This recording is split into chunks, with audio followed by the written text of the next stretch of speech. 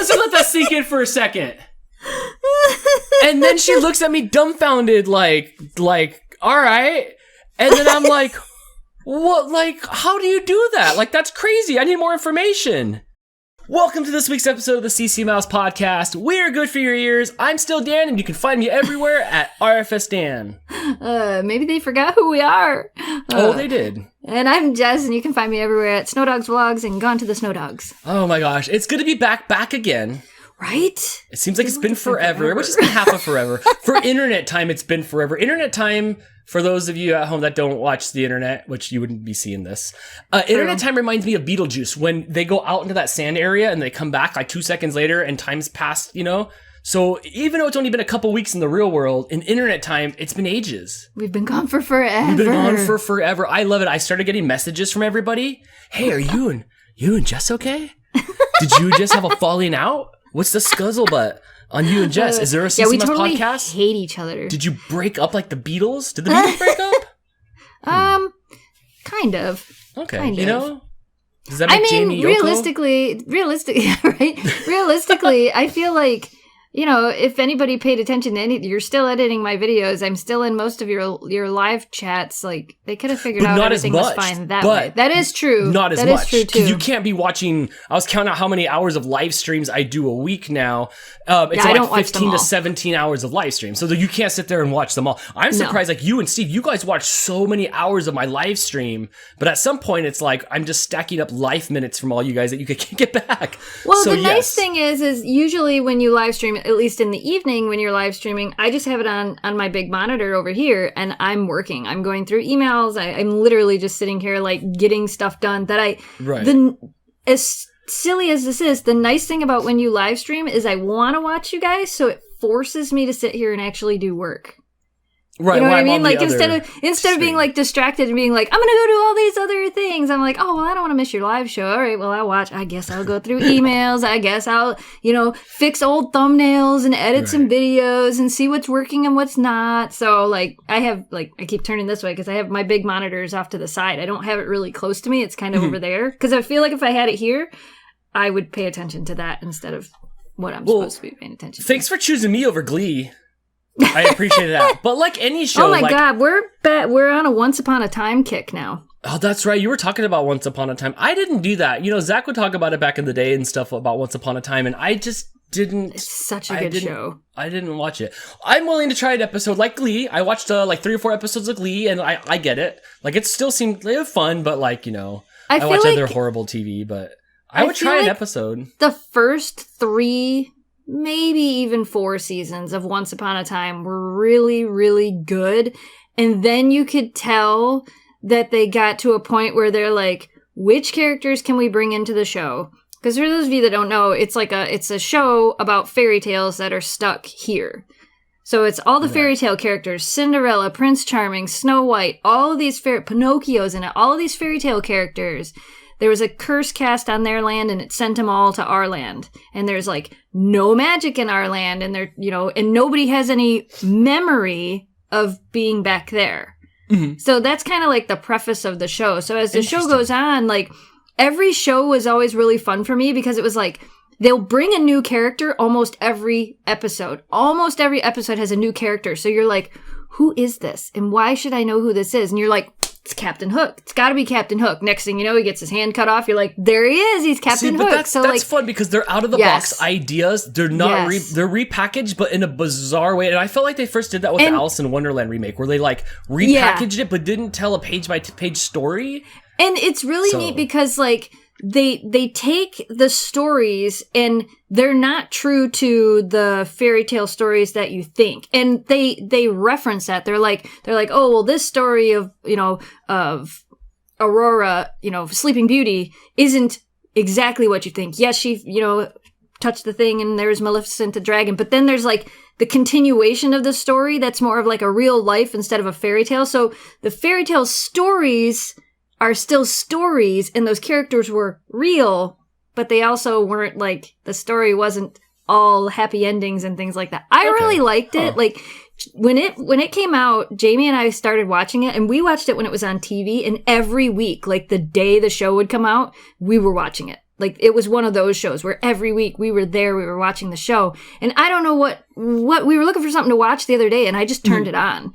And he keeps, almost every night he comes upstairs and he's like, you want to watch more Once Upon a Time? I'm like, we've seen all of this. You would think that we remember it, but even now, being so long since we watched it, the show starts and I'm like, who is this character? Do you remember who this is? Do you remember what happens here? I don't remember what happens here. Because it's not like a movie. It's not like you watched it over and over and over. Right. We watched the series one time through. So it's been really fun to watch it a second time through. I think we're on season 2 or something. Dang. I'll try I really like it. You might like it. I'll try one episode. Hopefully Mickey Mouse shows up or something. Like, I need something like that to happen. I need like Mickey. Rumpelstiltskin's in it. The Evil Queen is in it. Is Pinocchio in it? What are they going to Pinocchio is in it. Turn him into a baseball bat? You'll really like the Pinocchio character because Pinocchio's story isn't what you think. I'm just saying. No, he's like in the adult industry, like, you know. So no, I'll give it a try. So anyway, so thanks. Yeah, so you do watch the shows and stuff. We're still around. We're here. Just timing and events busy. Yeah, it's been good busy, but busy. I feel like for this being the time of the popular sickness, we've both been so busy these past couple weeks. Less than ever before. It's so crazy. Yeah. I'm always like on a call or I have to be somewhere. Even today, like when we were trying to figure out when to record the podcast, you know, I sent Dan a bunch of messages, you guys, and I'm like, I have this block of time. Right. And he was like, cool, let's make this work. Yep. As long as no power goes out or internet goes out, nobody gets sick, all the cats stay alive, please. We're good to go here on the podcast. We're good to go. So yes, so we're back. Hello. Thanks for being patient. We missed you. So Jess, I'm going to go over here to the list of topics. There's weeks of stuff. Some stuff's dropped off the list. Some stuff's made it to the top. But I want to talk to you. First of all, happy May the 4th. Happy May the 4th. I don't know what that means. May the 4th be with you. May the 4th be with you, yes. So, happy May the 4th. I did the Daily Dan this morning, and we talked all about Star Wars characters. I was talking about all my cool little fun Star Wars characters that I have from when I was a kid and stuff like that. It was a good time. Will you do anything for May the 4th? Are you going to put anything on the television? Or are you going to watch an Ewok adventure? Oh my gosh, you remember those holiday specials? I do. They have those? I do remember the Ewok specials. They're on Disney Plus, aren't they? They are now. They are on Disney Plus. And those were hard because they would only come out on Christmas time. You'd only get to see those cartoons. And you're like, this is bizarro. Like, there was no internet to look anything up. You're like, what's going on here? And why is this Star Wars but not? Like, there was no main characters in it. But it kind of seemed Hensoned out. Yeah, that's true. I have no idea what we're doing today. I know that I'm going to do this, and then I've got some stuff to do after this, and then I have to take Memphis to her now bi-weekly chiropractor appointment, which I don't even know if we've podcasted since Memphis has been to the chiropractor. I believe we talked about it because I was envious of Memphis going to the chiropractor, and Crystal went to one and got all fixed up too, and I'm the only one still standing sideways. To be honest, I'm facing you north, but my waist is facing east. Right. You know, so, you know, if I walk straight, this is what happens. So, so yes. She's been getting all fixed up. Has it? Okay, now that it's been a couple weeks, is she improved? Like, you could totally see a difference? Yeah, when she went, so we went 2 weeks ago, and Dr. Lauren said everything was going really well with her. So now it's every 2 weeks. So she'll go today, and then depending on how she is today, we'll determine if she has to go back next week or if it'll be every 2 weeks, or we might start going to every 3 weeks. Hopefully, the plan right now is hopefully it'll go down to like once a month, and then that's all she'll have to go. So that's kind of the plan. Now, it's been raining here the past couple of days, and I really keep thinking I should just buy the dogs raincoats because the amount of water they bring into the house is insane. But Memphis came blasting in the door last night, pouring rain outside. Of course, she didn't want to be out there because she doesn't like getting wet. And she come flying in the door, and the mat at the inside of our door had slid over a little bit. And she ran through the door, and she turned to go up the steps, and sure enough, both her back feet went right out from underneath her, and she fell half on the ground, half on the steps. Got up, and I'm like, dog, like, for real. Like, do you want to go to the vet? Do you like the chiropractor? Because you seriously look like you just threw your back out. Oh my gosh. And she didn't go through that door? She didn't go through the door into the garage? No. She turned to come up the steps. So, like, we have that landing. She came in the back door, but it's all tile there. And her back feet were just soaking wet, and they just slipped right out from underneath there. But she got up like it was nothing and went right to the treat jar. Like, I'm fine. I'm cool. Nobody saw that. And I'm like, I totally saw that, hon. I saw it. It sucks, but it's funny because we have all wood here, and the cats, you know, like... The cats, if I drop a noise on the ground, yes, a noise. So if I drop a noise on the ground, they all go scattering off and they peel out forever. They're sliding. If they get in a little tiff, they'll slide. Yes. Sometimes they'll take. They reminds me of the 70s, like watching Chips with Eric Estrada and the car chases and everybody's sliding out, and the cats are sliding out and hitting the food, and the food's flying everywhere. And there's somebody walking across the living room with a pane of glass, and they're blasting through that. So watching animals, I don't know, like burn out Hanna-Barbera style it's like the best. It's like the best thing. I know they're always okay. Animals are good at keeping their mouths shut when they're not. She seemed fine, so we'll see what Dr. Lauren says when we go in tonight. She'll be like, "What did she do?" She looks like she slid in on a mat into the house. Yeah, she knows. She decided to run, which she doesn't do often, but she was running because it was raining. Memphis living the good life. I've been, obviously I've been editing the videos, so it's been funny to watch. It's been fun to watch the dogs, and it's been fun watching you try to, like, we can't get anything out of Memphis. No. The other day, I'm like, oh, she's off today. Like, there's just, we can't. Kira's all kinds of, like, excited, but Memphis, super chill mode. Yep. Super chill mode. So it is fun to watch. Unless you have the air like poppers. This. Yeah, oh my God, that was so cute. That was so cute. She was so like wiggling around. Oh yeah, you guys all have to see it. I do enjoy the videos because then like maybe that's what it is. Maybe I'm hanging out with you so many hours a week doing all these videdos, right? That we're not hanging out. Like I'm sick of you, right? Yeah, I mean, no, I'm just kidding. You're fired. I'm just Dan, kidding. You're fired. Oh, hey, watch that. Here, wait. Boop. There you go. Take that. Oh my gosh. Okay, what else do I have here on this? Oh. We probably got a list of stuff. Dude, I didn't tell you about MrBeast Burger. No, you didn't. No, you've been saving it for the 3 podcast. Weeks now. Oh God. Oh my gosh. You gosh. didn't try the Dream Burger. You tried the MrBeast Burger. This was BD before Dream. This was BD. And you didn't make a video on it.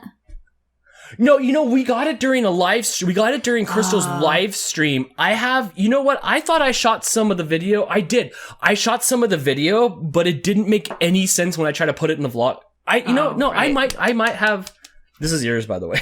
I might have it on there. So check this out. Here's the story. So I got to be big for this story. Okay. There we go. So check this out. So here we go. So Blake and I have been talking about the MrBeast Burger. And if you guys don't know what the MrBeast Burger is, it's MrBeast put out these, he wanted to open up a fast food chain in one of his videos. And the gimmick was you could order anywhere in the country and you'd get MrBeast Burger food. So how that works is you sub out the kitchen. So you go to a restaurant and say, hey, if you guys are low on like guests and stuff like that, order this stuff and you can make MrBeast Burgers and you can order them and people order them and you get part of the profit. So we ordered from the place that it was Dick Eye Barbecue. MrBeast Burger out here was coming out of Dick Eye Barbecue, which was an amazing barbecue place. So good barbecue place. So it's coming out of that establishment. So right. Blake and we almost ordered one time and it looked crummy. There wasn't very much stuff on the menu and it was really expensive. Well, Blake comes out of his bedroom. I'm like, what are you doing out of your bedroom? He's like, dude, check this out. Like I have Ding Dash credit or Ding Dong Dash credit of like $30. Let's get MrBeast Burger. I'm like, that sounds fun. Let's do that. Right? So he signs up for the Ding Dash. We order the MrBeast Burger during Crystal's show. We try to have it come towards the end of the show, but it runs long. It might be a vodka night for Crystal. So I order, and there's nothing to order. There's a regular burger. There's a burger with some French fries on it, called like Chandler style or one of his buddies Chandler style. There's Beast fries, and then there's a grilled cheese. Excuse me, which is 2 hamburger buns upside down with a couple pieces of craft in there. Right, plastic cheese. Right. And for this purpose, like Crystal just got that because she can't really eat any of the other stuff. It's like a once in a lifetime fun thing. So she just got the grilled cheese. Right. So actually, we just kind of ordered her the grilled cheese. So the food gets here, and Crystal's live streaming, but I have my desk here, and Blake and I are behind the desk here. And we get the food and he starts pulling out the boxes and I'm getting excited. Here, look, I even have like a picture here. I start getting excited because here, can I put that on the screen? I can. There we go. Let's go to the right side here. There's what it is. It's got the MrBeast Burger boxes. I'm so stoked. I don't really care if the food's kind of crummy or not at this point. I'm just happy, like, oh my gosh, look, it says MrBeast and it's tangible and you can touch it. And it comes with a cup with a drink. Well, it comes with a cup with a can of soda inside it. So that's hilarious. So you didn't even get a fountain drink. You got a plastic cup with a can inside. It gets better. You notice that there's only 2 boxes there and there's 3 of us, right? Oh yeah. So so MrBeast Burger decided that Dan just didn't need a burger. So my burger just didn't show up. Keep in mind 2 burgers, a grilled cheese. Man, I wish I had more pictures. I have to have more pictures of the food on my phone somewhere. I'll have to look up later. 2 cheeseburgers, regular cheeseburgers, a grilled cheese, fries with like cheeseburger stuff on top of it, I guess. Right. And a drink was like it was $30. It was the $30. Holy cow. Right. But we didn't we ended up paying just like tips. So we paid like $10 for this, So it gets there. There we are on the other side. Blake's like, they forgot your burger, or Blake was trying to give me his burger. I'm like, nah, dude, you were so excited about this. Eat the MrBeast Burger. So I'm like, whatever. There's fries there, and I'm eating these cold fries and loaded fries and stuff like that, right? So here, let me go back to here. So Crystal ends her show or whatever. I think on the show, maybe she was eating on the show. I think she was picking it apart. It was like plastic and gross. Yeah. So Crystal didn't want anything to do with it, and she was trying to pick the fries and stuff like that, and the food was bad. Blake said his burger was just fine. It looked okay. That barbecue place is amazing, but they're using the stuff that they have to order from that catalog. Right. So you're not getting the barbecue, but you're getting, like, they made it there. So the show ends or whatever, and everybody's done with their food, and I I finished the grilled cheese. I ate the rest of the loaded fries. Like, I ate it all. Then,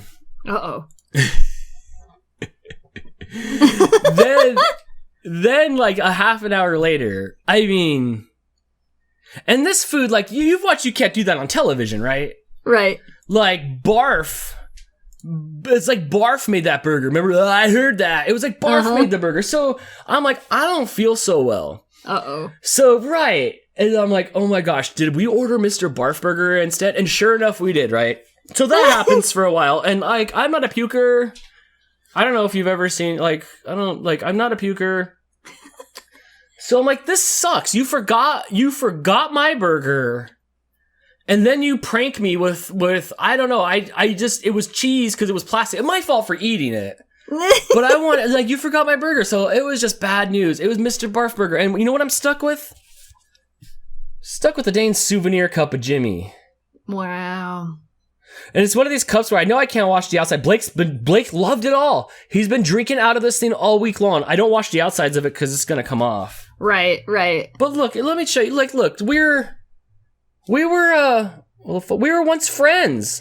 Yeah. Look at his eyes. Dude, I'm going to make you puke. I'm going to make you puke. Jimmy. I remember that day. That was a fun day. MrBeast is a tall dude. I was like, what is up? What is up? I feel that way with almost everybody anyway, but. Right. So here's the kicker. Okay, so my review on MrBeast Burger, don't get MrBeast Burger only because, like, it's boring. There's nothing to it. There's no gimmicky thing to it unless you want to collect the cups. Don't get MrBeast Burger. Just go get something else. It's so expensive. You can't go in the store and pick it up. You have to have a ding-dong dash to your house. It's gonna be expensive. It's because they're using ghost kitchens is what what they call it. Genius idea. Ghost kitchen. There's a couple other influencers that have now started doing the same thing that have pretty much taken from what Jimmy's doing, and they're like, oh, you can get our burger and blah, blah, blah, blah, blah. So there's quite a few other people that have started doing it. When it first came out, when he first announced it, and people were, and I think we talked about this way back when it first came out, there were so many photos of undercooked food. It was so crazy. Food. Yes. Yeah. So, and that's kind of like, it's not available anywhere near us. I probably would. I'm not a big burger person anyway. I probably wouldn't be too keen on trying it, but there were so many. Yeah, look at all so many raw beast burgers. Oh my gosh. Which, it's not like it's Jimmy's fault. No. I mean, Take 5 would nail it. You think Greg and your brother would let that go out of there like that? No. They wouldn't. That's the thing. Like, I feel like, with the right restaurants, if you case study your restaurants, you're going to get better food. But like you said, the barbecue place you got it from has amazing food. So how did they screw this up? And you're right. It probably has a lot to do with the product. Like when we order things, for Take 5 Deli, we order very specific things that have to be to our standard. And if we can't, sometimes when we can't get something, like what was it, 2 weeks ago, because, the state of the world right now, pretzel bread, which is one of our best-selling breads, our pretzel bread. You just couldn't get it. The company, nobody wants to work, so they didn't have enough people. They actually called. We reached out to them, and they called, and they said, look, we have all this equipment to make stuff. We can't find anybody to work. So because they can't find anybody to work, they're not able to produce as much. So instead of going to a different company and trying a lesser pretzel bread, we just had to tell people, we're like, when it's back, it's back. But for right now, we don't have it. And I think that a lot of places are willing to substitute because they want to get the food out. They're like, we just got to get the food out. So I think that, because these companies are forced to order what Jimmy's standards is for what they're making, they're kind of in we have no control over this. And it's, that is true. And the burgers don't look that good, though. I mean, they deliberately don't look that good on the website. Blake loved his just fine, but it was just a regular burger. Burger, yeah. I love this. I love this idea. I love the merch. I like the idea. I think it's a really neat idea. I think it's different. It's unique. I love how corny it is. Yep. But it needs perfected. It needs to be like any other. This isn't a chain restaurant, but it kind of is because it's available nationwide. It needs to be treated the same way as like a McDonald's. No matter where you eat at McDonald's tastes the same at every single place you go to because they have standards. You have to order from these places. You have to get same thing with pizza places. If you eat at Little Caesars here or anywhere else, they order the exact same stuff. No matter where they're at. So there's that standard of care. And I feel like with what he's doing, that's what's lacking.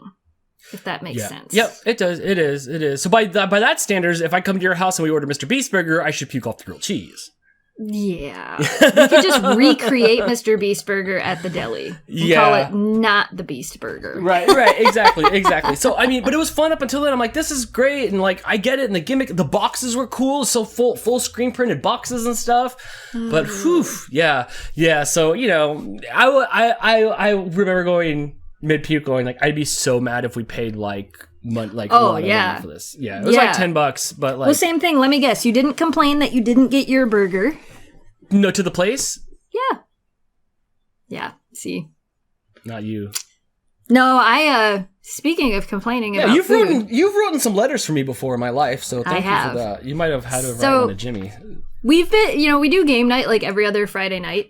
And for those of you that don't know, one of our really good friends, Eric, is he's a pescatarian. He's not really a vegetarian because he does eat fish. And he's not really even a pescatarian because every once in a while he will eat meat if he really wants it. He does it more for health reasons than for any other reasons. So anyway, a lot of times when he comes over, we're always we want to get food that we know. We want to choose food places where we know it's kind of like when you and Crystal are here. It's we want to make sure that whatever we eat, there's something there for Crystal to have. Right. We always and put you do a good job of that. Yeah, that's always important to us. We want to make sure that everybody's included. We don't want to order from some place that doesn't have any options for him because it's just not right. It's game night. We're all here. We're going to order from the same place. Sometimes we'll cook food for game night, but lately, because we've been doing it on Friday nights, we've just been all right, we're either going to do pizza or blah, blah, blah, blah, blah. Well, our favorite go-to place is Taco Bell. Eric likes it. Everybody likes it. It's and they have so many options for what he can get. Yeah. So a couple weeks ago... Yeah, it would have been a couple weeks ago now. They all came over. We ordered Taco Bell. There was 5 of us here. So there was, I think, 25 items on our order, which is a big order. But we try to order early because Eric usually gets here at 4. Right. So we try to order as soon as he gets here and get up there before they have a line and before it's busy. So long story short, we ordered. There's 25 or 27 items on the order. We get there. We grab our food. We come home. They were really nice about it. Blah, blah, blah, blah, blah. We get back to the house. We're doing everything out. And they completely skipped everything that Chad ordered. Greg's cousin. So I go on my phone and I looked and I'm like, nope, I have it all. It's here. And we looked at the receipt and the receipt matched. They just missed a whole bunch of stuff. And I'm like, so I tried calling, because it was a lot of food that we missed. I tried calling. They didn't answer the phone. I'm like, whatever. We'll let it go. 2 weeks later, it's game night again because we can do game night every other Friday. Sure enough, order again. There's 22, 24 items, whatever it is. It's a big order. I get it. So this time Greg comes with me to go pick it up. And I'm like, we should count everything before we leave. So We got there a little bit later, and when we finally got up to give us our food, there was such a line behind us, and Greg's trying to count things, and he's like trying to pull things out, and he's finally just like, just drive. If it's wrong, it's wrong. And I'm like, okay, right. Sure enough, No, we get to the house. 2 in a row. And it's wrong. Taco Bell. So I tried calling again. And again, it wasn't that I was mad. I was frustrated because like half the people that ordered food didn't get what they ordered. Right. And it's not like so you feel bad. We get less food. One person doesn't get food. Right. That's their right. food. So I ended up trying to call again and they don't answer the phone. And I'm like, okay, they're busy. I get it. Like, I don't want to be that person. So I found out you can reach out to them on Twitter. So I reached out to Taco Bell Cares on Twitter, and I wrote them a really nice message, and I sent them screenshots, and I told them what we were missing from both orders. I told them I had tried to call, and they emailed me back, and they're like, can you give us the dates? Because my little screenshot thing didn't have dates. So we went back and forth with this conversation, and then they messaged me again the other day, and they're like, okay, we think we've got this figured out, blah, blah, blah, blah, blah, blah, blah, blah, blah. Can you give us your address? We want to send you some stuff. They didn't say coupons. They said stuff. So it's not here yet because I just got that message yesterday, but apparently I'm getting a Taco Bell care package. How the heck? What? Why does this always happen to you? Free tickets to airlines, free televisions from Amazon. Why does this always happen to you? They straight forgot to put the meat in my Western bacon cheeseburger at Carl's Jr. and I didn't even get a retweet from them. Oh my gosh. So the secret is, don't be a jerk. Yeah, I'm never a jerk. And I know you aren't, but you don't even complain. Like you don't even call or complain. I'm even worse. I'm worse than jerk. I did nothing. You do nothing. And when nothing. you do nothing, see, and I'm on the other end of that. Like I do nothing. My family owns a restaurant, and for me, I want you to tell me if we did something wrong. I can't fix it if you don't tell us. If your food was screwed up, if something got messed up, if we forgot a drink, if you don't tell us, we can't fix it. And if we can't fix it, then we can't make things better. So I'm always on the opposite end of that where I see both sides of it. And when I complain, I'm not a jerk about it. I'm like, hey, even for Taco Bell, I didn't ask for anything. I didn't want free stuff. I wanted them to know that this had happened and it had happened twice, and when it had happened and where. I just wanted them to know, hey, this is happening. If it's happening to me, there's a good chance it's happening to other people as well. So I wanted them to know. And apparently being nice about it gets me a Taco Bell box. I don't know what they're sending. Maybe by next week we'll find out, and I'll have to show it to you guys. But that works, and I'm gonna want to see it now. Hey, if it's a jar of the mild sauce, I got dibs on it. I can't. There's a shortage of it. We just can't find it anywhere. Really though, we can't find it anywhere. Okay, come on, let's tell some more fast food stories. So I don't know if I told this one yet. Did I tell the one about the piece of plastic inside my quarter pounder when I was doing food reviews? I don't think I ever spoke about that. I'm not sure. I have video of this. And I was ashamed. I don't think I ever released the video. I got a quarter pounder meal at McDonald's. Viral content. Viral. And it's viral content that then McDonald's goes, holy crap, we can't let this get out there. And then they're going to reach out to you and they're going to be like, please take this down. We'll give you anything you want. I have the video. You saw the video. I have the video. Okay, so here's what happened. So I ordered a quarter pounder with cheese like 3 months ago. No, with me inside the food reviews that I was doing. Right. So I get it home. I take a bite out of my quarter pounder with cheese. I'm sitting on the couch. I go, and I pull a credit card out of my thing. And I'm like, what is this chunk of plastic? And I pull it out. It's stuck to the meat and the cheese. And then, I think I said it to you and Steve. And I was like, what the heck is this? And we determined it was...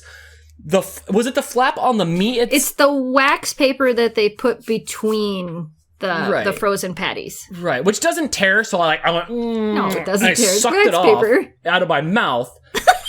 And I'm like, what the heck is this? So I'm hungry.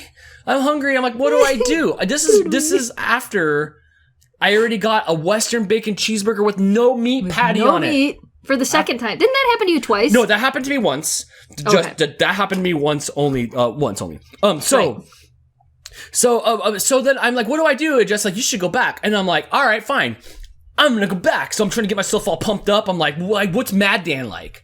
Okay, don't be mad about it. So I'm trying to be like, how dare you? Right? So I get back into the parking lot and I make a video of it. and I'm making a video of it. And then first I record it sideways, and then I record it the other way.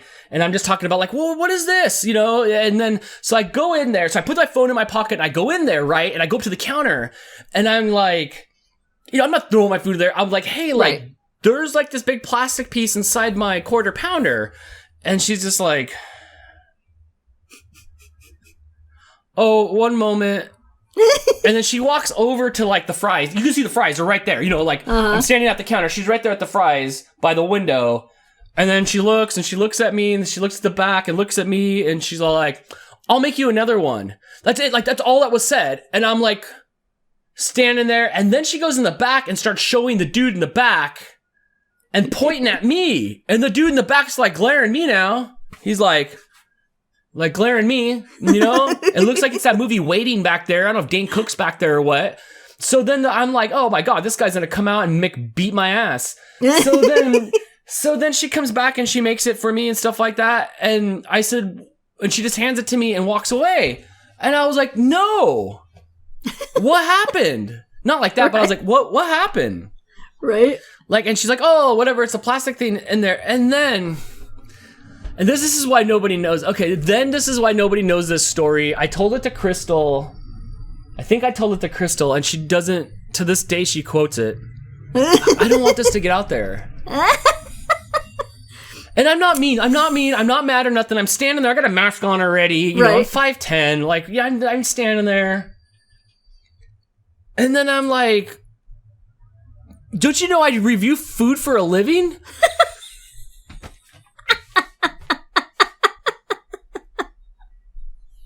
Let's let that sink in for a second. And then she looks at me dumbfounded, like, all right. And then I'm like, what? Like, how do you do that? Like, that's crazy. I need more information. I was like, that's it? And she says, can I give you a medium fry? And now this is everybody at home. You get to choose your own adventures. This is a fork in the road here for Dan. Did I A, get more mad, or B, take the medium fries and walk away? And it's hard because I didn't want him to offer me the medium fries at that point because I was so pumped up. But apparently, like Ted DiBiase, the $1 Million Man, everybody has a price, and apparently mine is medium fries. You want to know what the kicker was? I took the fries, I got in the car, I went home.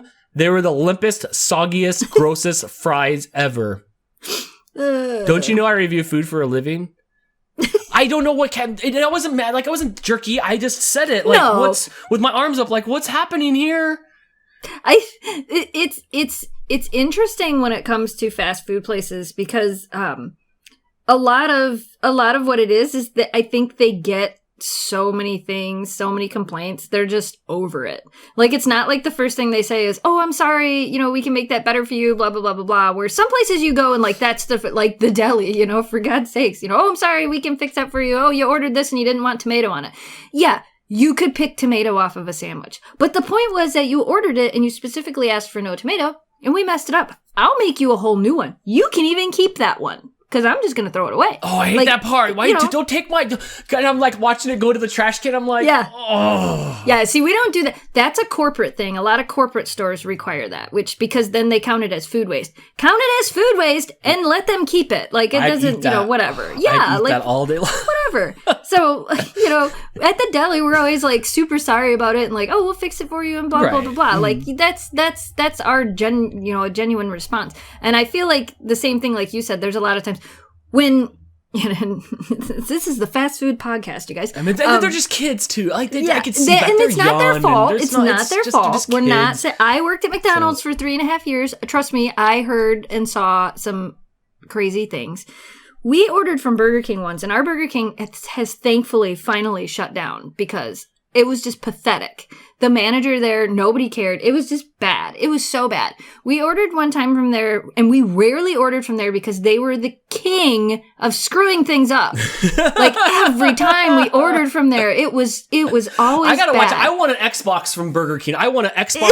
So I gotta watch out. I don't want to talk too bad about the king. We ordered, I think it was fish sandwiches. Yeah, that's what it was. And I ordered them. I brought them home. And Jamie opens his, and the bun is literally as hard as a rock. Oh, yeah. And right. now, you guys have been watching us for a while.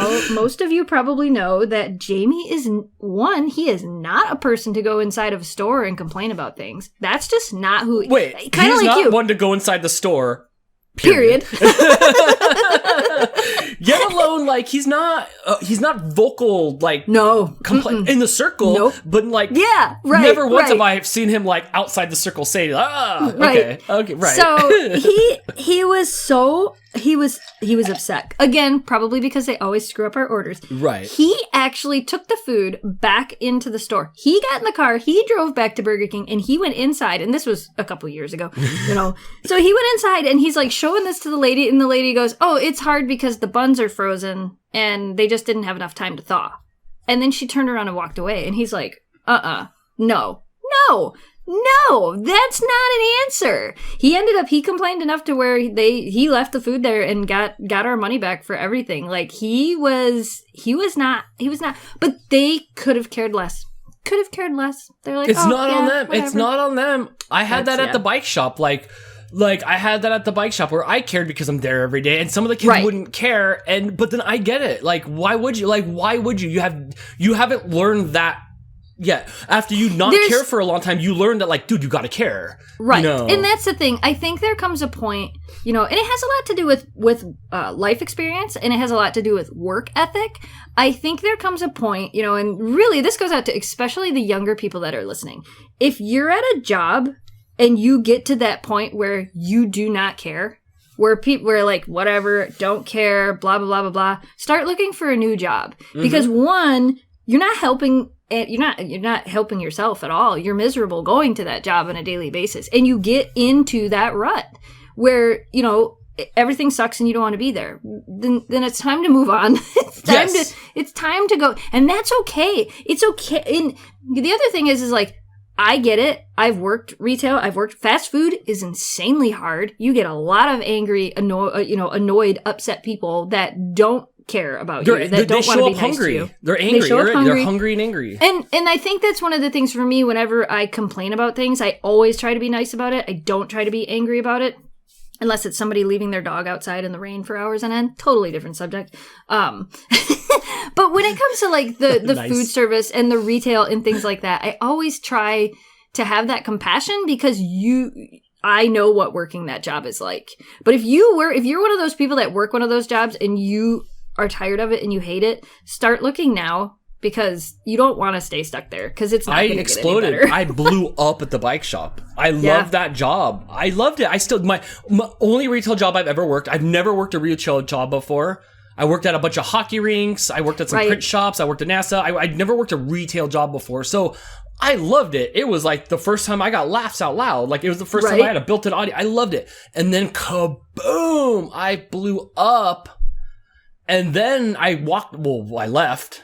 I still don't know if people know that story. Right. So I left and I just couldn't do it. Like I was done. I blew up. I remember one day I got not mean with the customer, but persnickety. Snappy. Little persnickety. Well, how come this is there? Well, because of this. And then I hung up the phone and I looked at the owner and I'm like, dude, man, like, look at that. Like, that's not good. And then I was after I already quit because I stayed for that day. And at the end, I'm like, yeah, dude, that's time to go. Because like, I'm not like that. And I was getting persnickety because after a while, it's one customer with many faces. Yep. And so, so you'd end up blowing up. Even somebody like me it's still like the coolest thing I'd ever like done work wise. Besides this. It was the bike shop, but you blow up. So, and it's time it would be time to move on. But Jess, I get it all the time from Crystal. I'll do something like, what's going on with this? And she'll be like, yeah, man, I review food for a living. Like, she doesn't let me live it down for anything. She'll turn to Blake and say, man, don't you know I review food?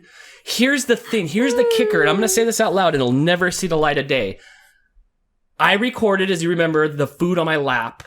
Right. I put the phone in my pocket. I walked out of the store to finalize the video, and it was still recording. So in theory, there's 5 minutes of audio of me asking what was on, saying, don't you know I review food, cucking over the medium fries and licking my wounds. I don't know what the audio sounds like or anything. We debated whether to put this video out or not. Remember that? Yeah. But I'm like, I review food, and like I've seen all these other food review videos, and nobody gives anything a bad score ever.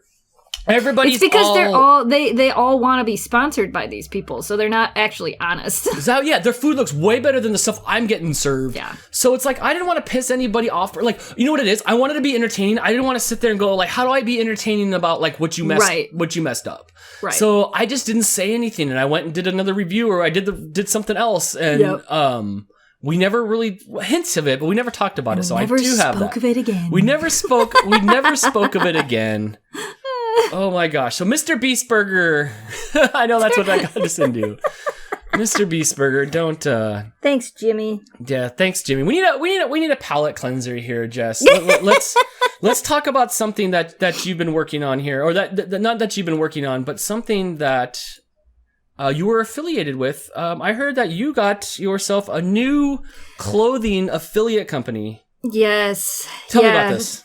So we used to work with another company for a long time, and a lot of people ordered a lot of really cool stuff from them, and they were messaging me recently because their website has changed and what they've produced has really changed. So I've been looking for another fun t-shirt, hoodie company to work with. I've reached out to quite a few. Right. Some of them have, could care less. And they're looking for a lot of gamers to work with them, and I'm like, look, I'm not a gamer, but I love color. Like I love color, and this is all you right here. Yeah. What happened to Into the AM? They aren't really producing a lot of the brightly colored stuff anymore. I mean, that's like half. That's half chunk right there from Goonies. Right. And don't get crazy about some of these prices on the top here, like 100. Oh no, I guess that is U.S. prices. I don't know what SEK is. I don't know if that's this Bitcoins. This company's from Sweden. Oh, okay. And so these are made to order. They're made to order, so they take like 7 to 14 days to actually get to you. Yeah, yes, their hooded blankets are phenomenal. Oh my gosh, look at that thing. Oh my gosh. I know. I want one of those. I want it all. Well, this is fun. Ooh, it's like towel. Yeah. So I reached out to this company and I was like, look, I actually have, because this hoodie that I have on, I ordered from them quite a while ago, but they didn't have an affiliate program when I first started. So they do now. So if you go to hoodielab.com, you can use the code SNOWDOGS. And it's an affiliate thing. So pretty sure I have boxers that look like that. You might. Now they sell shorts too. Now I can get it in a hooded blanket for them. This is fun. It is definitely your designs. So the other cool thing about this website that I think is really cool is you can actually become an artist for them, and you can submit designs that then you make money off of anything that they sell that has your design on it. Oh, that's cool. You can become an artist on the site. And if you go to like their Instagram, they actually show a lot of the art and they tag the original artists or the original creators in it, which I thought was really cool. Right. Yeah, so like super cool company. I really like that. Yeah, that Man Bun looks stoked there with that shirt on. Yeah, no, the flower one, and I don't even like flowers, but I really like that. It's so pretty. Stuff. Yeah, all the blossoms. Yeah, that's cool. You're always finding good stuff. This is totally totally your style. I was super excited. I think I have like, I don't know, a whole bunch of new stuff coming from them, because I'm like, well, now I need like new stuff. Oh, I like that blue too. I spent forever on the website the other day just going through stuff going, some of this is so cool. Well, this is cool. If people want to get it, what's the coupon code? It's SNOWDOGS. And I think it's for 10% off, but I'm not really sure. Well, this is fun. If you guys get stuff from Hoodie Lab, tag us in it. Yes, please. It's so cool. Yes, I really liked the website. I liked the company when I reached out to them, to become an ambassador for them, and then they got back with me really quickly.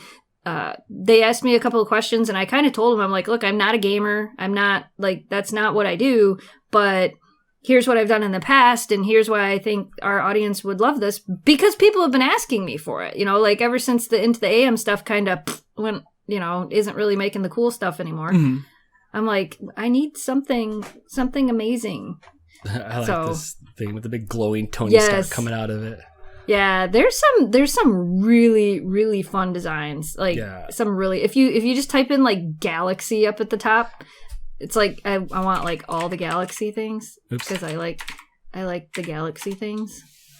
I think I spelled it right. Yeah, I think you did. Yeah. Like that middle one, I want that one. That's all you right there. That looks cool. There's so much and that green one, that green and blue one, I would take that. Yeah, there's so much cool stuff. That is cool. I know that you've been excited about it because you kept talking, like you talk about it a lot. I'm really excited about it. I mean, like this is one of the ones I got from there. Oh yes, it's got the wolf on it. That one's really cool. I think you had that in the vlog. I think Memphis was wearing that. Yeah, in the yeah. vlog, I put Memphis in it, which was pretty meta. I thought that was pretty cool. So yeah, check it out. Check it out over at hoodielab.com. Coupon code snowdogs. Snowdogs or snowdogs? Snowdogs. Snowdogs. Yes. With the S. We can put a link. We can put a link in the thing too if you want. I can send you the affiliate link. We can. I gotta fix all my affiliate links on the vlog channel, so it goes to that now. But just I was excited. Yeah, when you get the new stuff, you'll have to wear it on the show, and we'll for sure. We'll check it out. I liked what you have on now. It looks good. Yeah, I like this one. It's kind of cool. It matches my hair that looks more pink than red to me. I have space on too. You just can't see. Like it's just deep. It's just deep in the space. Deep. It's a black hole shirt. Right. So Jess, our friend Brad, who made the amazing intro to our podcast, posted a link on his Facebook the other day. On Instagram. I think Instagram or Facebook the other day that Toys R Us is making a comeback again. They're going to start to open some stores in North America. I don't know how. I don't know if you've heard about this at all. I clicked on it, but I didn't. Hi, Kira. I didn't really read much about it. Oh my gosh. So is it going to be like a full-scale store, not one of those like pop-up shop things? Yeah, they're going to open up a handful of them. You know, they originally closed their 700 final stores in North America in 2018. I know that not too long ago they opened up one in New York, I believe. Yeah, it was like a pop-up shop, I think. Yes. Yeah. So, yes. Let's see. They launched 2 pop-up Toys R Us locations, one in Houston, Texas, and one in New Jersey during the holiday seasons. These stores were inundated they were intended to reinvent the retailer's brand. Don't you know this is what screwed you in the first place, Toys R Us? Right?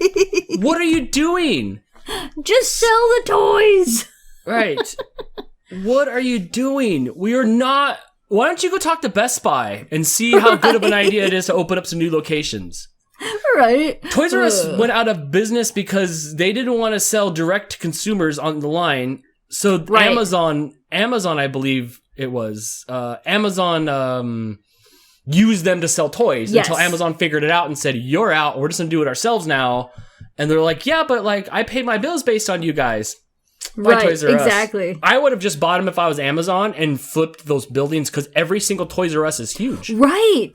Yes. Amazon could have done a lot with that. They really could have. But I don't know that Amazon is really into the retail space. Can I help you? Did you want to make an appearance on the podcast? She does. Here, let's see if we can get her full screen. Is that what you would like? Is that what you would like? So it's like, I would like to make an appearance on the podcast. What would you like? You guys are definitely going to have to watch today's vlog. Does the vlog go up today? I think so. We think there may be a vlog today or tomorrow. Either way, the next vlog that you see, you'll have to see what Kira got into next. Yeah. Place your bets. It isn't cloth. Because she's such a... she's such a great dog. Jess, I'm worried about what the Toys R Us CEO says. I guess at this point, it's got to be Jeffrey. I mean, it looks like they gave him a lobotomy. Have you seen the new Jeffrey Giraffe logo? Yes. It looks like he's something out of Tarzan. Do you think in today's world that Toys R Us can actually survive? Not yet. With everything that's closing, like, I feel like right now is not the best time for them to be trying to do this. But, like, with the way people, especially because of the popular sickness over the past year and a half, people have learned, even people that didn't normally do this, people have learned to shop differently. And I just don't know that, like, I would love for Toys R Us to come back because, I mean, it's fun to go into a toy store and look at everything and, you know, but did you hear that Disney is closing more of their Disney store, of the Disney stores? Did you know Disney stores were still a thing? Absolutely. Okay, out here, yes, we have huge amounts of Disney stores out here because, the birth of Disneyland's right there. So yes, every single mall has a Disney store in there. I don't think those are going to close. But as they echo... They are closing a whole bunch of them. Yeah?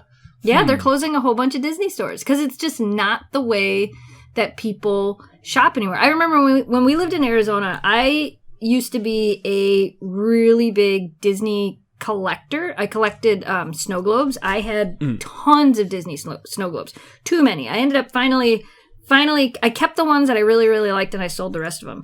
But I would go to the Disney store and wait for these things to be released. And I would get the newest ones, and I'm glad I did because I always kept the boxes. I had them out on display for a while, but I always kept the boxes. And then years later, I resold them and I actually did really well on quite a few of them. Mm-hmm. One of them that I still have, I could probably sell for a lot and I still have the box for it as well. But people don't really do that anymore. You can pre-order all these things online. Catan is releasing a new Catan expansion. And I was looking...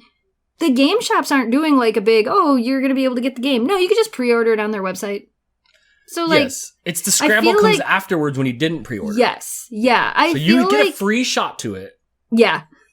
I just feel I don't know. I hope Toys R Us comes back, but I don't know if it's a model that will survive unless they really up their online game. I don't know. They can compete. The CEO of Toys R Us says, we are coming off a year where toys are just on fire. And for Toys R Us in the US, it's really a blank canvas. You got to be careful. Last year was not a good temperature to take at all. It was not a good temperature to take. Pool prices were up 300% last year. There's still a ton of pools at the Walmart this year. It's not the same. Right. It's not the same. I think that we're going to have a retro burst, kind of we're going to have a retro burst in a handful of years, maybe 10 years from now, where people are going to get tired of shopping online and they're going to want to go back to textiles and touching things. Then I think so. Then I think they can make a comeback. They're still too early, but the pandemic has definitely shot us 5 years into the future of curbside pickup, online shopping, of how easy it is, bringing stuff to your doors. That was creeping in, and we saw that. You have the deli and I had the bike shop, so you could see where are these sales coming from and where are these companies moving towards, and they kept pushing, pull your car up in the front and we'll run it out to you. Yep. And now we've really taught people how to do that so much faster.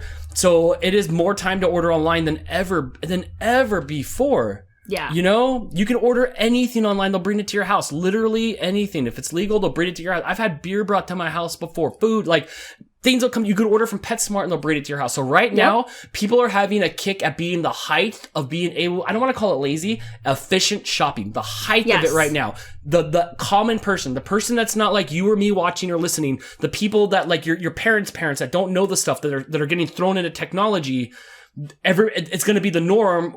And then we're going to want what it used to be. And then maybe so. But no, Toys R Us, please. You know what you should do? You should go away for a little bit. It hasn't been long enough yet. Go away for a little bit. Then come back. Take your cues from other people. Take your cues from influencers online. Go away, relax, come back. We'll forgotten.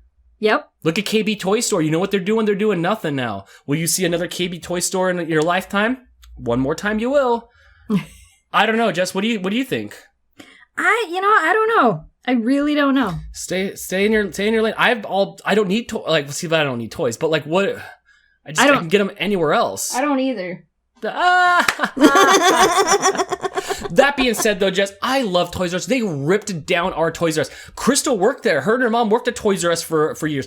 That Toys R Us is where I got my Nintendo Game Boy. I didn't get the NES there. I got it across the street. I got the Game Boy there from when I was 9-10 years old. They ripped it down, and I was a little sad. My friends, we'd walk in there all the time and just go in there and just hang out and look at stuff. And did you have Children's Palace? We did not have a Children's Palace. I think there was one in Santa Clarita. You had one of those?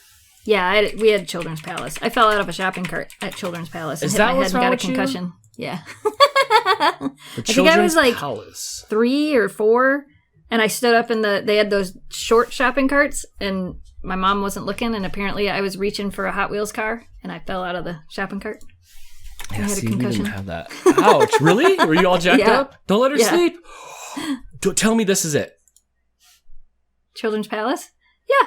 With the castles and everything? Yeah. Are you serious? Mm-hmm. Yeah, we had one. It was in Waterford or Dearborn. I don't know. It was downstate. Am I allowed to click on? I don't know if I'm not allowed to click on. I don't. Not This is the mascot? video. I don't know if that was the mascot. I remember the store. I remember it looked like a castle. Oh my gosh! Wow.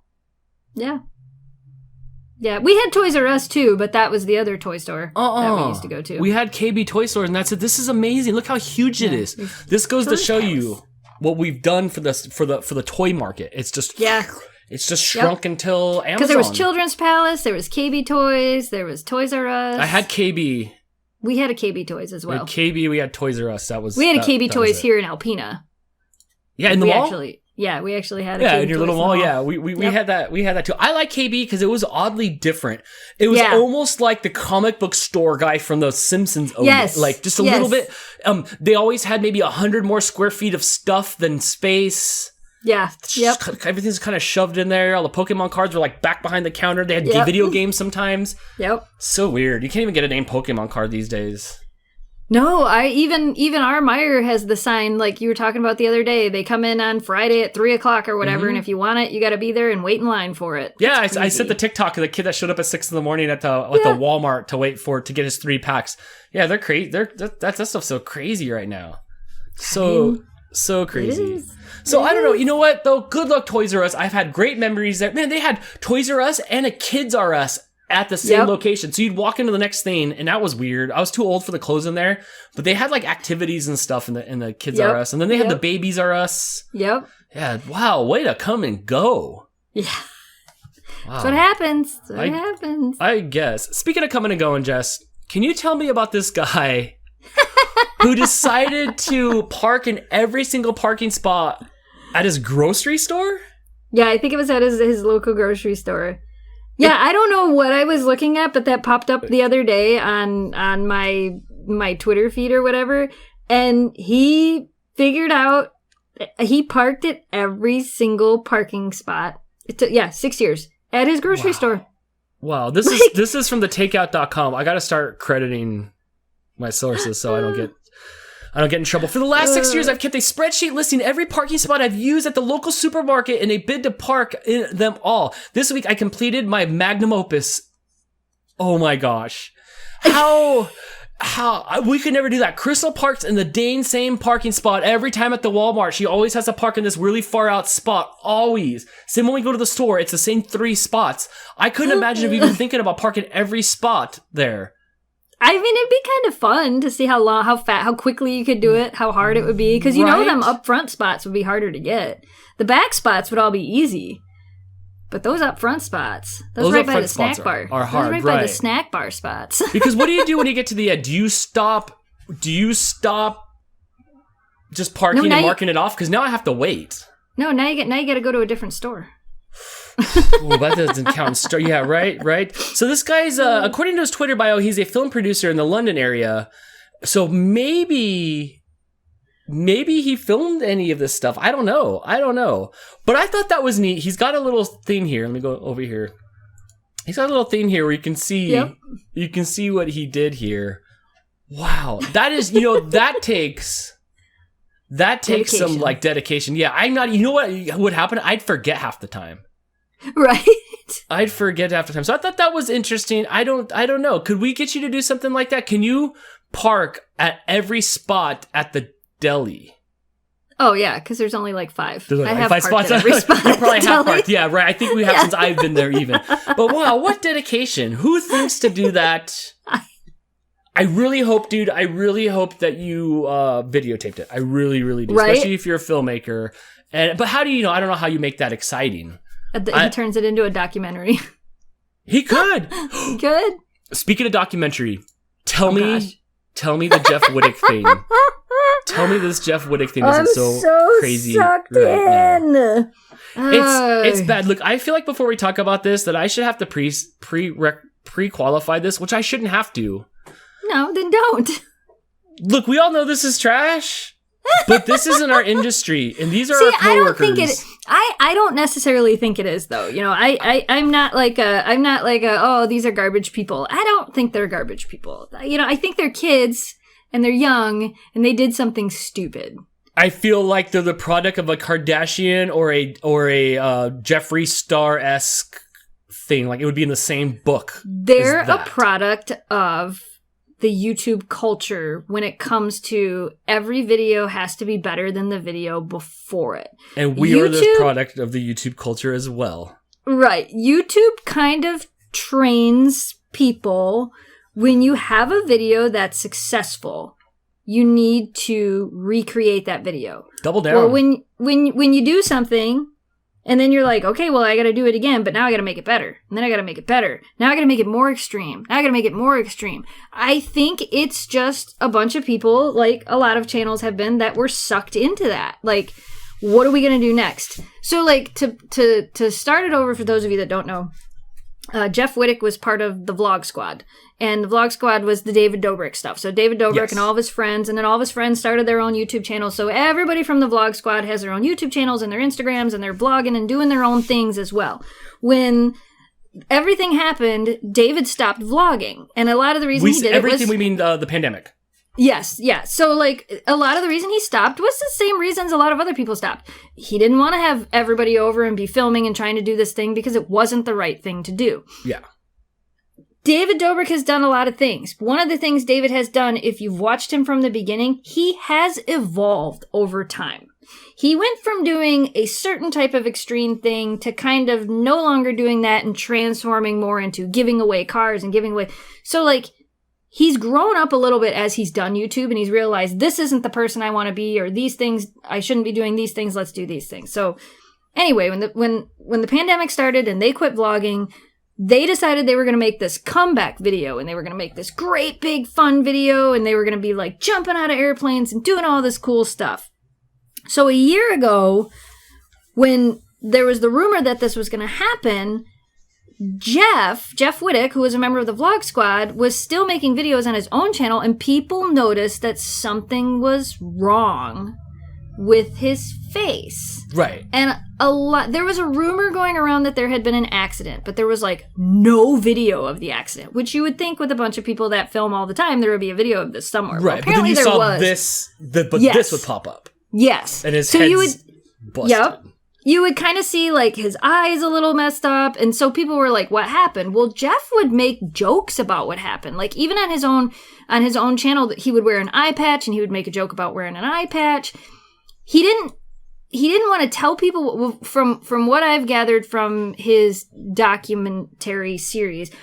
Basically, for the past year, Jeff didn't talk about it, and then he decided he wanted to talk about it, but he wanted to talk about it. He wanted to tell this story in a way that explained what happened, but I think also kind of inspires people, like, look at what I've gone through and look at what I'm going through. This is the most real I've ever seen him be. Like, and I'm watching a lot of behind the scenes stuff too. Like, it sucks you in, because at first you're like the first few episodes you watch and you're like, how could these kids be so stupid? How could they do this? But then there's like, you know, you get to the next video and you realize, oh, well, yeah, they did something dumb, but, you know, it was an accident. It was an accident. It wasn't like it was done on purpose. It was an accident. Should they have been smarter about it? Of course they should have. But, you know, Captain Hindsight. Hindsight's 20/20. You can't change the past. You can only learn from it.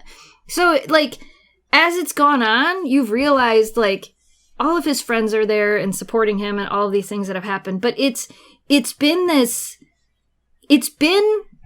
like, in the YouTube world, in the YouTube space, there's a lot of channels talking about it, and there's people that are like, David Dobrik's a jerk, and blah, blah, blah, blah, and he was stupid for doing this. And, like, I'm kind of on the other side of it going, yeah, because if you don't know what happened, basically, David Dobrik had an excavator, and they were going to make this video where they were going to spin this excavator around in the lake, and you can see it there. They were going to spin this excavator around in the lake, and they were going to do, like, wakeboarding and things like that. If you watch Devin Supertramp has a video almost identical to it.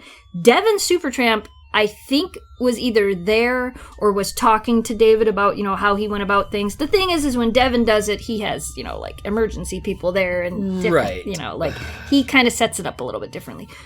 Should they have done this differently? Of course they should have done it differently. Was this David's fault? I'm the person that kind of goes, it's an accident. Did any of them plan to get hurt? No. Should they have gone as far as they did? No. But it's still an accident.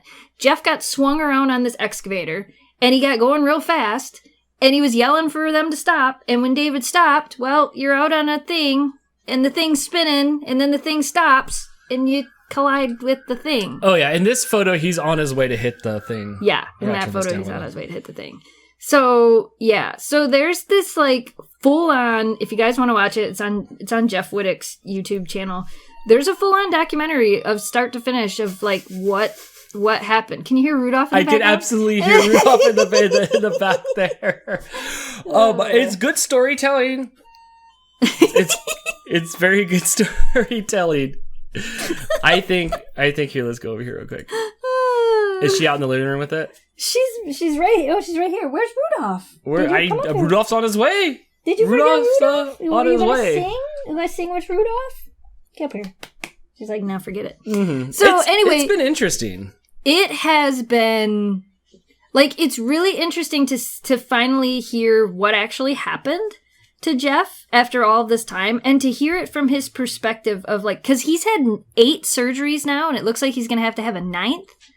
Like, this wasn't like, oh, he hit his head and cracked his face open. He's got metal plates in his face. Yeah. We still don't know if he can see out of his eye or not, because that's like the end of the one documentary is like, is he going to be able to see out of his eye? We don't know. Like, it's so... I'm sucked in. I'm fully admitted. You know what? Me too. I'm sucked in as well. You can find his videos on the YouTube. It's very interesting. It's told very well. You know, yes. This guy, like, he's still, like, he needs his looks. Like, that's part of the whole thing that they're doing. And he's very concerned about his looks, which I get it. But yeah, I mean, I ended up watching the hour and 15-minute, what's his idiot? Logan Paul's. Logan Paul's Impulsive, where he was on there. No, I don't tell anybody I watch Frenemies. I watch Frenemies because I like listening to them. Just like, they say and do all the stuff that, like, we can't get away with on here. Right. Well, we could, but it wouldn't be that good. So let us know if you guys are watching it. I know some of you are. It's in our wheelhouse. These are our people. Yes. These are what everybody's looking at. We need these people to do good, unfortunately, to help the whole, like, they're part of the superhero team. So all the other creators are talking about this. There's a bunch of different ways to look at this. Does this work? The way Jeff took his video and he's splitting them up into pieces. Some people are getting mad about him about selling these pieces. But what do you have? and You're his supposed to Patreon. sell. So YouTube Patreon? demonetized a bunch of his videos because they were too graphic. Yes. And and I will say the ones he put up on YouTube were not actually that graphic. The ones he put on Patreon are full on graphic. But the ones he put up on YouTube, I think he did a good job of censoring what he needed to censor. And then YouTube demonetized him. So he was like, forget it, whatever, I'm not going to upload this to YouTube. I'm going to upload it to Patreon. Well, of course, everybody wanted to see the continuation of the story, so you went and paid the $5 to $10 or whatever on Patreon. Mm-hmm. Now there's people that are like, oh, he's taking advantage of this situation and he's making $2 million off of his Patreon a year and blah, blah, blah, blah, blah. And in the back of my mind, I'm like, dude got his face, like, shattered. He has 9 plates in his face. This is his story to tell. And you don't have to pay for his Patreon if you don't have to watch it. I have not spent a dime and I'm completely caught up. Yeah, like, that's the thing. Like, you don't have to pay for any of it, but if you want to see the behind the scenes or the deleted scene cuts or things like that, sure, go to his Patreon, support him. The dude got his face smashed in. He's got to have multiple surgeries. He's in pain. He's had to go through stuff just like a lot of other people have. Yeah, is he making a dime on it? Yeah, but guess what? If you don't want to support him, you don't have to. But that's what he does for a living. I have never understood the people that get upset by people who take a situation that they're in and turn around and they're able to make something out of it, whether it's making money out of it, whether it's getting a movie deal, I've never understood the people that get mad at sellouts. Oh, they're a sellout because they felt like this and now they feel like this. You should be championing these people. I feel like Jeff is one of those, like, really good examples of somebody who took a really crappy situation and has been able to turn it into, you know, he's telling his story. Yeah, he's doing Patreon. But you know what? This is something he's now going to be able to continue to do because he's built an audience. You know, he had an audience before this, but now he's kind of like, you know, he's built more of an audience and a community. And, like, on his Patreon, he's doing live streams. He's talking to people. Like, it's not just like it's just there. He's actually using it for what it's supposed to be used for, which I think is an amazing thing. And I guess because I'm in this industry, I love to see people succeed doing this. This isn't an easy job to do. Dan can tell you, I can tell you, it's not an easy job to do. It's volatile. The market is volatile. It's a hard race to run. It really is. So when I see people doing things differently or being able to take things and turning it into something bigger, I guess I'm not the person that gets envious of it. I'm the person that's like, this is awesome. It's just like when I see friends of mine that pass me in subscribers. Like, I want to be their cheerleader going, you did it. This is amazing. I love that you've done this. And I think if people kind of turned around and were like, instead of always being like, well, oh, they're just doing it for money. Yeah, they're doing it for money. This is their job. And they were able to turn this into a job. You should be happy for them. I mean, in this case, Jeff already was doing this. He had his barbershop show. He was already doing that. So it makes sense. The 15 minutes of fame of the accident is going to go away. So he needs to grab those people so he can continue to entertain them. If he's not going to entertain them, they'll leave. Right, exactly. They'll leave and they won't stay. And real quick, by the way, this was brought to you by 17.com.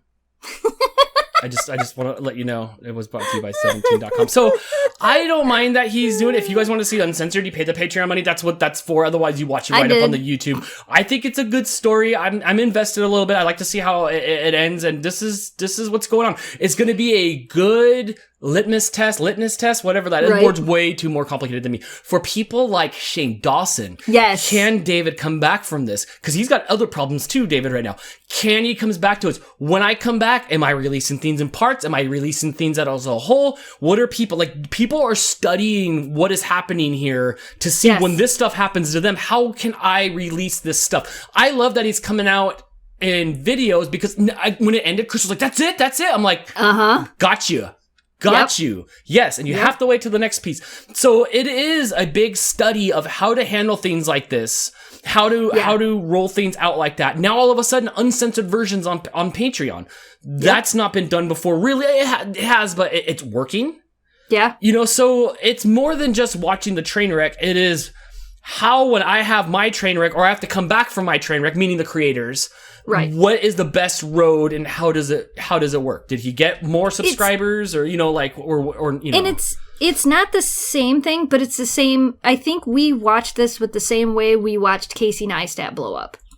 When Casey Neistat came on the scene, it wasn't like some drama thing, but when Casey Neistat started to explode on the scene, what happened? Everybody studied Casey Neistat. You watched every Casey video. Right. You were like, what does he do? Peter McKinnon, same type of thing. Bred from that thing. I believe he came from Neistat. Yeah, like, and that's the thing. Like, you start watching these and you go, okay, something is happening in the space. What is it? How are they doing it? And I think that's the difference between, like, being a creator and watching these people and being on the outside and watching these people. I think we watch it in a different... We don't necessarily watch as just consumers. We also watch as creators, studying what they're doing and how they're making it work, which sounds really strange, but to stay relevant, it's something you kind of have to do. You have to figure it out. If you don't figure it out and change, you're going to be left in the dust. For years and years and years, we have said authenticity matters, authenticity matters. And we have seen this change of highly produced content that's like around 10 minutes long, that people are like, everything's perfect and your life looks perfect and there's no mistakes and everything's great, to more of this, here's really what's going on in my life, here's this authentic part of me. Which is what it used to be. Yes. And, I've always tried to kind of do that, like with our vlogs, I've always tried to kind of be that more authentic style creator, which we grew really fast in the beginning. And when then it was popular. Exactly. And then everything changed and we kind of had this dip. But even for me, I'm kind of hoping, well, now that it's made this return, will Snow Dog's vlogs start to kind of go back up again? Because that authenticity, letting people into your life, is now, it seems on YouTube to be the thing that people are wanting. Again, exactly. People want, they're not just invested in, the train wreck. They genuinely care. What happened to Jeff? Is he going to be okay? Is he going to be able to see? And I feel like people are... It was kind of like when reality TV shows came out and it was actually reality versus scripted reality. Yes, like the first handful of reality years of it. Yes. Exactly. And I see that now today because all these kids, all they know for the height of entertainment is a Logan Paul overproduced. Right. Peter McKinnon, everybody's throwing drones up in the air before drones were priced, and then so it turned into that. And then all of a sudden, I look like grainy 8mm, video to them. Right. But none of these kids have never had authenticity and stuff like that because kids are what runs the show. And now they're searching that stuff out more. And I even see it, I do see it a little bit more than before. But for a while there, I was just but we were out. We didn't make those big bucks. We were out and irrelevant. And we talk about being irrelevant all the time. Here, wait, where am I? We talk about being irrelevant all the time. Like it's not like we got a big boost for when Logan Paul came out. In fact, that hurt us more. But then you had a hybrid like David Dobrik who had high profile content, low production.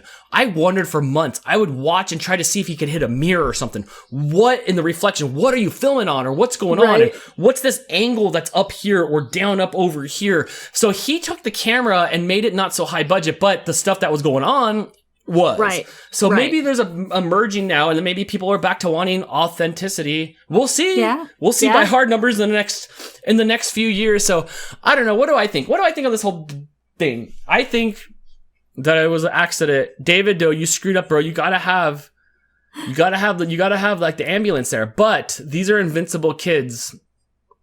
And and that's the thing. Like yes, should they have done things differently? Of course they should have done things differently. Of course they should have had, like technical people there and all that stuff.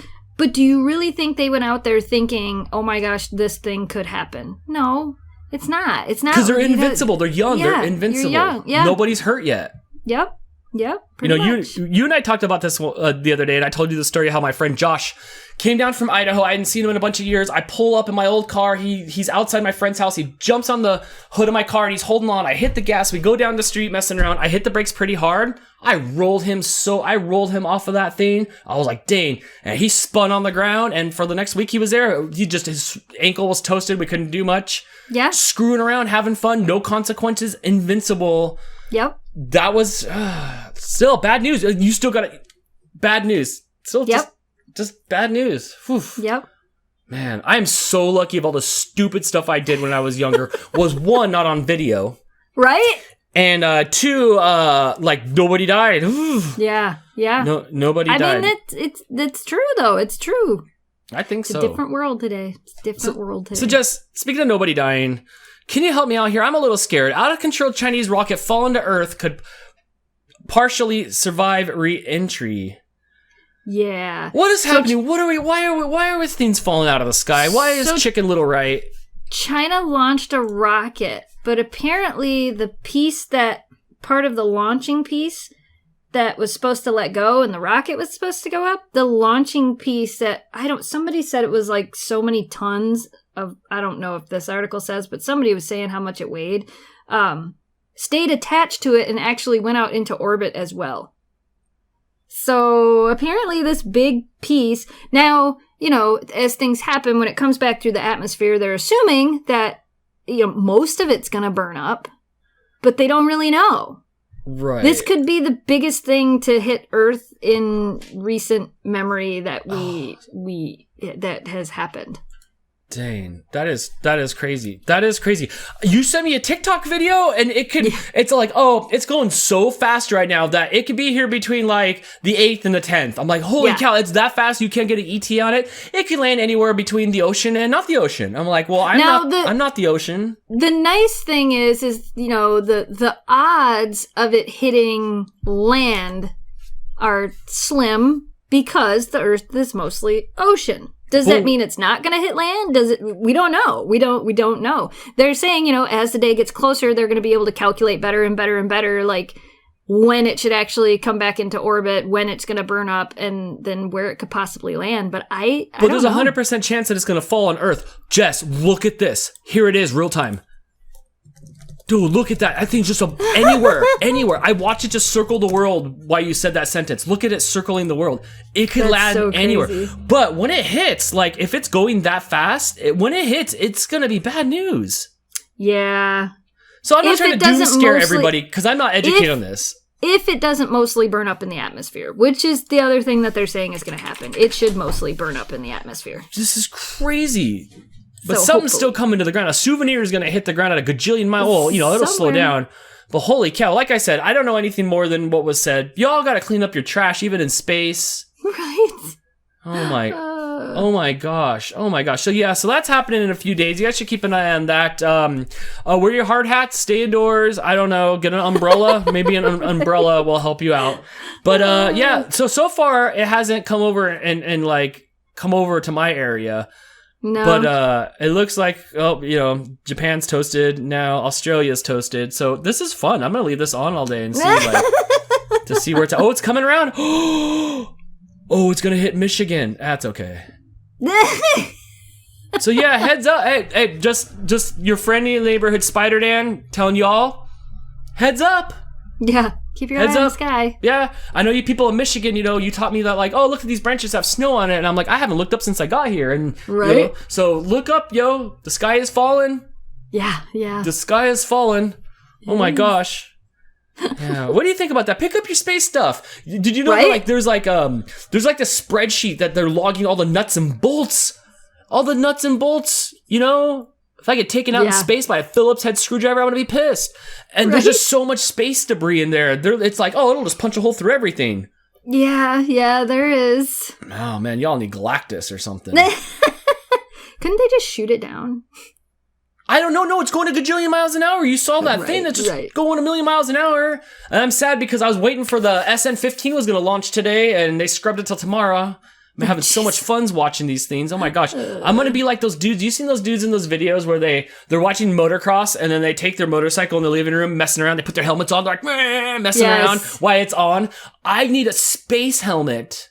Little hole so I can drink through it. Like I need a straw hole. And I want to watch these with a space helmet on.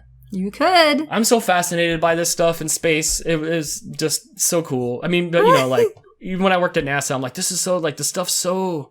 Right. So neat. So I'm having a good time watching this, even though, and I'll watch this China thing dropping stuff in the ocean. My bad. Like, oops, my bad. We'll update you next week. Hopefully we'll know where it landed.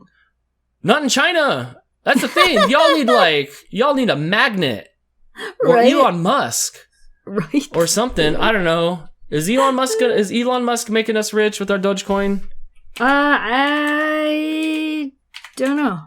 I assume so. Are we selling ever, or are we riding it till it goes to the ground? I don't know. My thought was I wanted to sell when it hit $1. I was going to sell half of mine. But everybody's going to sell half of theirs. So how do you have to do it like 99 cents before everybody dumps? Well, yeah. But that's like, I kind of had that idea that I was like, oh, well, maybe I'll do that. But it's up again. Ugh. I don't know. Yeah, it is up again. I wish I would have done what I wanted to do the other day. I was going to set to buy more. At the dip? And I didn't. Yeah. I had a friend that bought the dip and sold the dip, and it worked. Yeah. I wanted to put all the money I had in it. I remember that. Yeah, I watched a guy that did that. He put his $180,000 of his life savings. He had $180,000 and he put it all into Doge. And I watched an interview with him the other day. This was a couple days ago before it hit this 55 cent. I think it was in like the 30 cent mark when he did it. And he had like, I don't know what it was, $1.3 million. And the guy asked him, he goes, when are you taking it out? And he goes, not yet. To the moon. And I'm like, for me, I would be like, I'm going to take my $180,000 back out now and then let the rest of it ride. Oh, that's hard because that's a multiplier. That's the only bad part is the multiplier. And here's the thing, Guy Fieri is now taking Dogecoin. So is Newegg. It is still barely being known to the world what's going on. Yep. So it's going to still zoom. I think they're taking it to the moon when they go to the moon in a couple of years. So it's not over yet. There's still time to buy and make money off of this thing. Oh, yeah, I think so, too. I definitely think, and we are not financial advisors, you guys. Like, we don't know what we're doing. Oh, this is all fun. Yeah, we're just having fun with it. Yeah, this is all fun. It's just like a score. I'm not going to I still don't see me cashing out. I put money in because I regretted not doing it. Especially when people put it in at 0.001. They're all millionaires now. Yeah. I didn't do it. So then I did it like a week after you. And even you have way more of the equity than me just from that week later, right? So I put stuff into because I didn't want to have FOMO. But now it's going to go up to a price and eventually it'll probably crash. Or maybe not. Bitcoin says no. It'll go and it'll crash. And then I won't have sold at the right time. And then it'll crash to nothing. And then I'll be even sadder or just as sad of losing all the money I could have than putting it in. That's the benefit of only putting a little bit of money. It's fun though. It's just something, like I said, I'm in the game. I've been watching these guys on TikTok that follow crypto, and they do this thing where they take, when new crypto comes out, they immediately take and put like $1,000 into it, and they wait like a month, and then they sell because their money like sometimes 10 times within that month. And that's just what they're doing. And that the one guy I was watching, this is full time what he does. He's like, the thing is when it's new, like if we would have bought Safe Moon when it was new, like the day they come out, when you buy them, everybody starts buying them. So if you can get it that day and sell it a few days later or a few weeks later, you can more than double your money. And that's what these people are doing. They're just like, bloop, bloop, bloop, bloop, bloop. But you can't just do that. There's risk. You might put your money in, you might drop $1,000 into this and you may never see that money back. Like there is insane risk in doing this. When Coinbase, was it? Coinbase went live on the stock market. They went public. I think it was Coinbase. I'm not sure. One of them went public, and I'm like, I should buy it when they go public, because a lot of times when a company goes public, you'll see they have that opening price and then it just explodes. Sometimes it'll come back down, but a lot of times it does that thing. But it's such a risk, and I felt like I didn't know enough about it. I'm like, Me too. I have a lot of stock. Like I have not like a lot of stock, but I have stock that we've invested in that has been a very calculated, studied, like, okay, we should put here because statistically this is what, like energy stocks tend to do really well. Like energy stocks are a safe stock. There are stocks that are considered safe, and then there are high risk, and then there's penny stocks. And I feel like I've done a lot with safe stocks that have done well over years, but it's something that you put your money in and you don't expect a return on it for years. Yeah. Like it sits there. Right. I actually took, Jamie and I have a Roth IRA that we started years ago that we moved from where we had it into one of these, it's not a money market account, but we moved it to a friend of mine does investing and all this stuff. And so when I went to talk to her, she's like, how do you want to split this money? Because it's based off the stock market. Mm-hmm. So we were making like, I don't know, like $50 a year on it, which was stupid for how much money was in there. Because again, we've been doing this for 15 years, I think we've had it, that we've been putting little bits of money. And it started off like it was like $20 a month we were putting into this, because it was like, we got $20 extra, put it in there, right. And then it got to a point where it was like, okay, we can afford to put $100 a month into this. Let's just do it. Let's put the money into it. Did that mean we didn't get to go out to eat that week? Yeah, because we, we're trying to put money away for the future. But, it was really interesting because they kind of let us break it down. They're like, we can put a third of it in high risk, a third of it in medium risk, and a third of it in low risk. Mm. And I'm like, really? We can just split it up like that? And they're like, that's the best way to split it, because you could put it all in high risk. You're probably going to make a lot more money, but at the same time, you could lose it all. Mm-hmm. It was it was so, for me, it was like nerve wracking. Like, it's like having a convertible with the crypto. You don't know. We're driving a convertible now. I watched my aunt when the housing market and the economy crashed in 2006, 2008, whenever it was. I watched her panic because her retirement account went from this much money to almost nothing. And everybody told her, write it out, leave it there, don't touch it. Hold. She pulled all her money out. And what happened? Everything came back. And she pulled her money out. She lost a lot of money. It's a hindsight thing. It is, because you don't know what the right thing to do is. Hold. Yeah, it's hard. It's an interesting issue, and a lot of people, I talk to a lot of people that are like, oh, I don't have money to do that. I don't have money to do that. $5 a week is $5 a week. Don't buy that coffee at Starbucks. Don't buy that McDonald's. You would be surprised what you can do with $5 a week. $5 a month. You would be surprised what you can turn that into. If you have to sacrifice a little bit to make something better for the future. Or I think a lot of people don't realize that. Throw that $100 into that Dogecoin. It's still going to the moon, everybody. To the moon. To the moon. I will say, I do feel a little Wolf of Wall Street-ish. Yeah.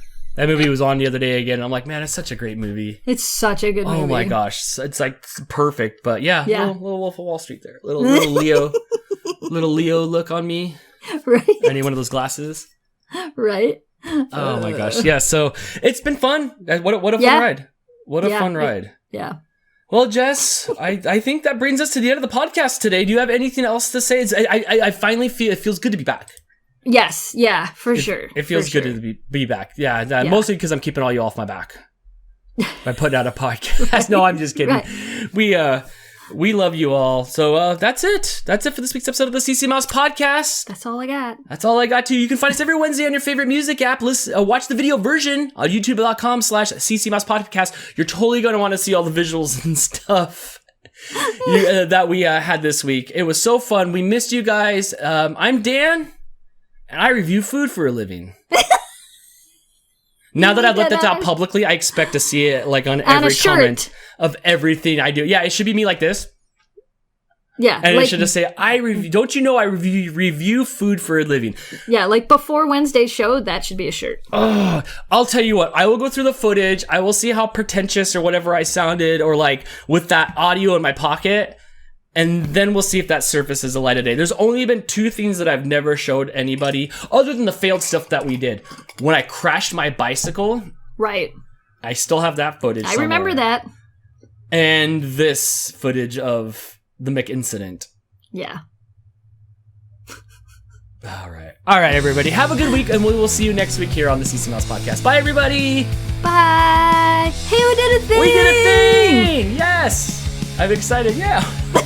We're going to be talking about that next week. Right? Yes. Bye, everybody. Bye. So I took my first bite of the quarter pounder, and clearly there's some sort of paper thing going on in here. I'm not sure what it is, but I ate a chunk of it. This is unacceptable. I do food reviews. This is 1 out of 5 hawks right here. This is ridiculous.